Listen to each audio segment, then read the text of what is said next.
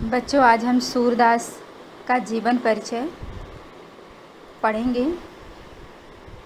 सूरदास भक्ति काल की सगुण काव्यधारा की कृष्ण भक्ति शाखा के प्रमुख कवि माने जाते हैं।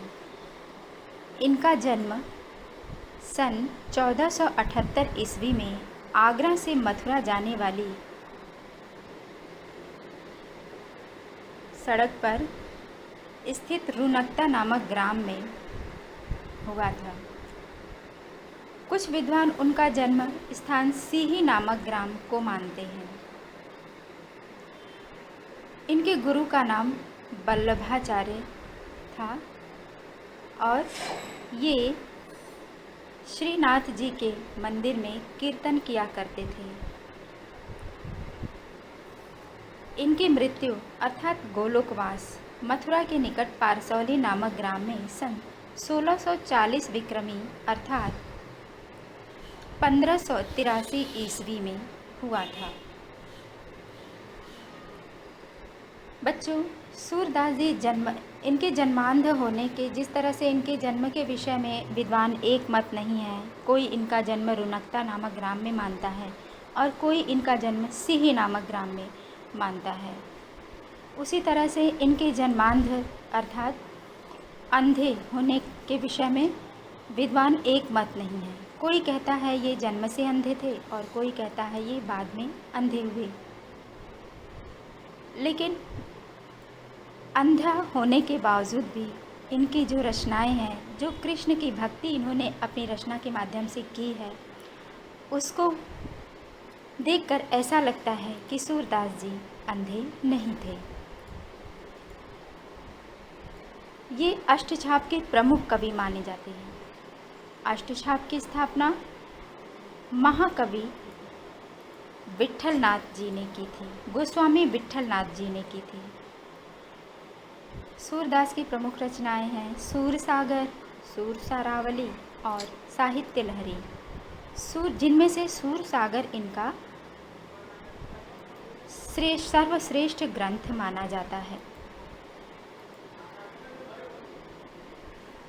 सूरसागर में कृष्ण संबंधी गीत, गोपी प्रेम, मथुरा गमन, गोपी विरह, उद्धव गोपी संवाद आदि का विशद वर्णन हुआ है। सूरसारावली, सूरसागर व जो है साहित्य लहरी कवि के दृष्टिकूट पदों का संग्रह है। सूरसागर में 1.25 लाख पदों का संग्रह है, किंतु अभी तक 7,000 पद ही प्राप्त हुए हैं। सूरसागर में 1.25 लाख कुल पद हैं, जिनमें 7,000 पद ही पढ़े जाते हैं। सूर भक्ति काल के कृष्ण भक्ति शाखा के सर्वोच्च कवि हैं, अतः उनके काव्य में कृष्ण की भक्ति के साथ साथ कृष्ण के लोकमान्य रूप का मनोहर चित्रण पाया जाता है। लोकमान्य अर्थात लोक में विख्यात जो किंवदंतियाँ हैं, कृष्ण लोक के साथ जैसे ब्रज की भूमि में रहते थे, वहाँ क्या क्या लीलाएं किया करते थे, वह विख्यात है वहाँ पर। उनके काव्य में भाव और कला का अद्भुत समन्वय हुआ है। भाव पक्ष जितना ही सजीव, मार्मिक और हृदय स्पर्शी है, कला पक्ष उतना ही सशक्त और प्रभावोत्पादक है।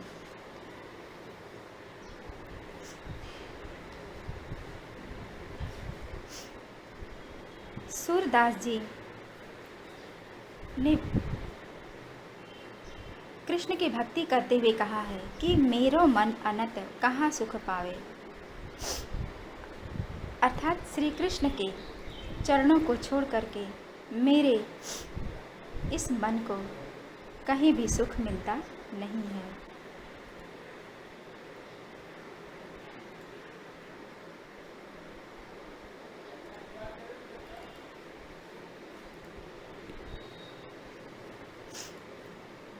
इन्होंने अपनी रचनाओं में विविध भावों का चित्रण किया है। श्री कृष्ण के विविध भावों का, जैसे बाल स्वभाव का चित्रण, जिसमें उन्होंने लिखा है जिसमें उन्होंने लिखा है कि जसोदा हरि पालने झुलावे, हल रावे दुलरावे मल्हावे, जोई सोई कछुकावे। अर्थात यशोदा माता जो अपने पुत्र को दुलारती हैं वह बाल स्वभाव के अंतर्गत आता है।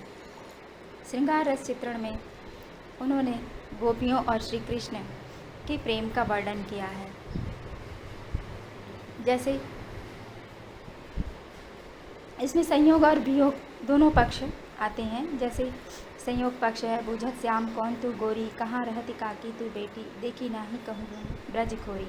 उसी तरह से बिनु गोपाल बैरिन भई कुंजय, तब ये लता लगत अति शीतल, अब भई विषम ज्वाल की कुंजय।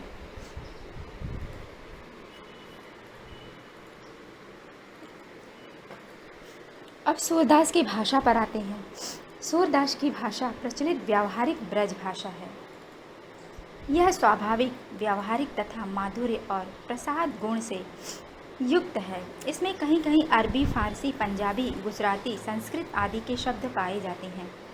प्रायः उन्होंने अन्य भाषाओं के शब्दों को तद्भव रूप में ही ग्रहण किया है। भाषा में लाक्षणिकता व ध्वन्यात्मकता भी विद्यमान है।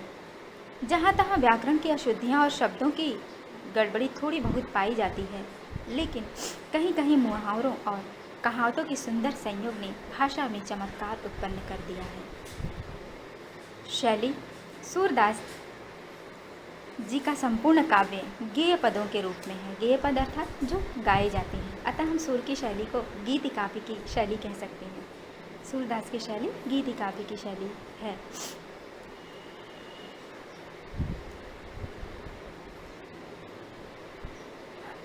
रस एवं अलंकार भी इनके काव्य में भरपूर दिखाई देते हैं।